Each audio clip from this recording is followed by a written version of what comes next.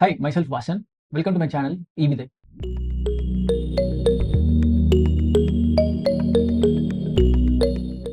In the past few days, we are talking about the Google Cloud Upskill series, and the recent one which we saw about is on the load balancers topic. On going through the load balancers, there are like n number of terminologies we came across, like target pools, target groups, backend services, URL map, and so on. So we want to take a step back and go a bit in detail, like what are the load balancer services offered by the Google Cloud, and what are those terminologies. That's what we are going to see it in today's session. So to begin with, the load balancer service itself is to balance the load of from where the content is getting served. That's the core ideology behind it. And this cloud load balancing is called the load balancing at GCP. It's called as cloud load balancing, and this has been supporting the backend systems as compute engines is nothing but the VM instances which we create, and then the other services like Cloud Run, it's a serverless service, GKE to run your Kubernetes in the cloud native solution. Likewise, these are all the compute related tasks which can be mapped to balance the operation with the help of load balancer. So now here we are supporting like two basic types of load balancing. One is layer 4 and then the layer 7. So layer 7 is the application layer, and layer 4 would be the transport layer in the Wi-Fi layer. And here the layer 7, since it's an application layer, we can use a load balancer to route traffic based on the paths. That's why it sits in the HTTP layer. And layer 4, it's going to act as a proxy mostly, just to proxy your traffic and get it load balanced. In both the case of layer 4 and layer 7, GCP is supporting you the external and internal load balancing. So what it means by external internal load balancing is, when it's external, it will be having a single public IP which can be accessible from the internet, whereas internal load balancing, you should be somehow connect to the VPC and then try to access it. That's the idea behind the external internal.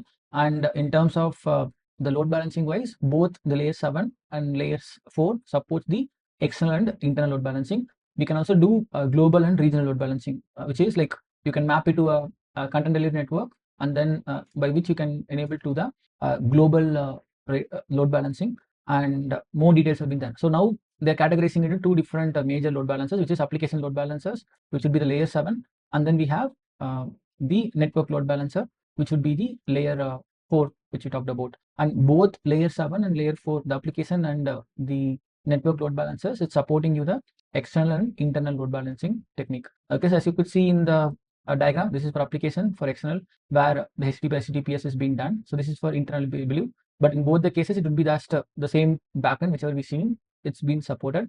Same way in terms of like network load balancer is just more of the proxying, and it's going to be on the TCP or UDP. So it means it's just proxy network load balancer, and the backend supports is compute engine, Kubernetes, and the backend section is Google Cloud. So if you see, there's a huge difference between the application load balancer versus the network load balancer. What are the backends being supported itself? So if your backend is of Cloud Run, for example, then you would go with the application load balancer, because you see that it doesn't exist in the network load balancer. So that also can act as a one of the factor to choose between which one to go.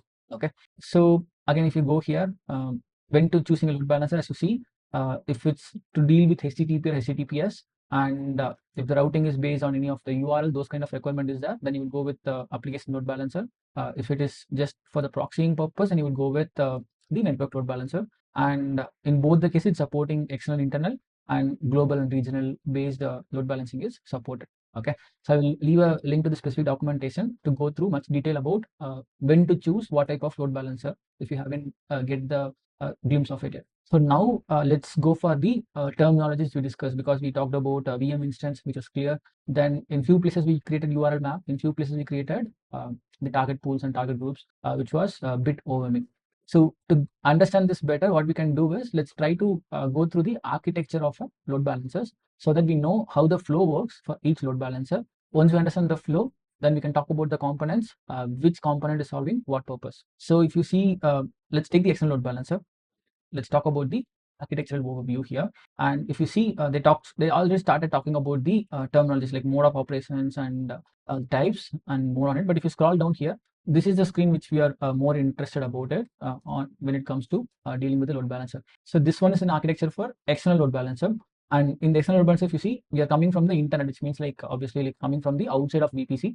And once we reach the VPC, the first place we are going to do is we are going to reach out to the forwarding rule global, which means this is going to consist of one public IP address and we will be landing into the specific application load balancer using the single IP address, and that will be reaching out to the forward rule table to see like which one should go through, and that would be take us to the target HTTPS proxy where the certificate, the public certificate, has been mapped. So if we are creating a load balancer which is external application load balancer, and for a production level domain we would go with HTTPS. So to get it mapped, you would go with the target of HTTPS proxy mapped with the SL certificate. In case if you don't want HTTPS, then you would go with HTTP proxy and then get it mapped to the default service. So this specific proxy would consist of a default service which would be get proxy, and that one we call it as the backend service. So the backend service would generally consist of a set of instances mapped.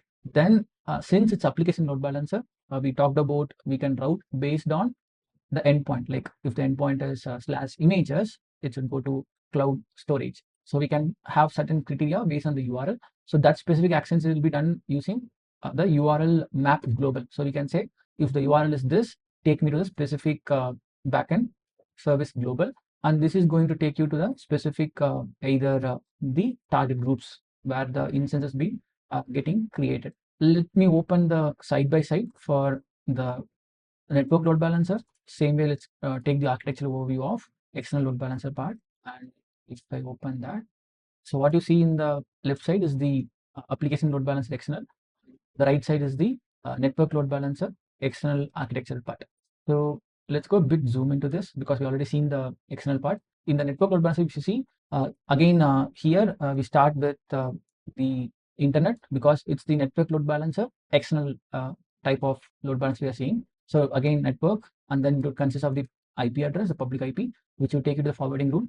And here it's take you to the target TCP proxy. Unlike there we saw about HTTPS and those things. Here if you see, so here you saw about HTTPS proxying stuff, whereas here is just going to be the default TCP part because it's going to proxying it. And then here we have the backend services part of it. The major difference here which we saw is the pool and the groups. So since this specific in the external IP, the URL map can be mapped to the certain group of instances because we are categorizing it based on the nature of the URL, and that can be mapped to a specific set of instances. That's why we call it as the instance groups over there. Whereas here, since we don't segregate traffic based on the URLs, which means it should always consist of the pool of resources. So that's why here you call it as the pool, right? So we call it as the pool, and here we call it as groups.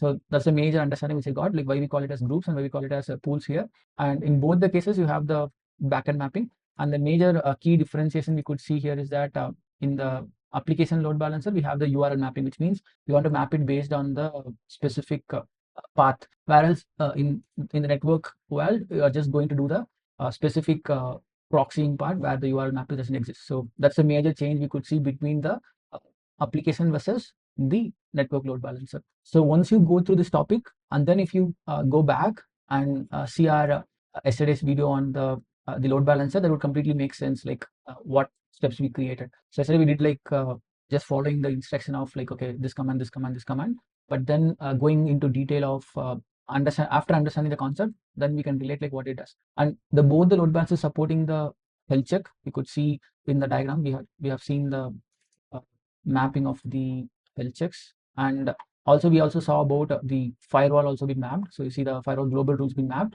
Even here the firewall global rules been mapped. Hope this piece gives you the bit of clarification about the jargons which we spoke in the previous video. I will link you to the specific documentation. Again, go to the video if you have stuck somewhere about any specific terminologies, and even post referring the documentation you couldn't understand, do ask in the comment. I'll try to make a specific detailed video around that part. See you in the next video. Thanks from Vasan.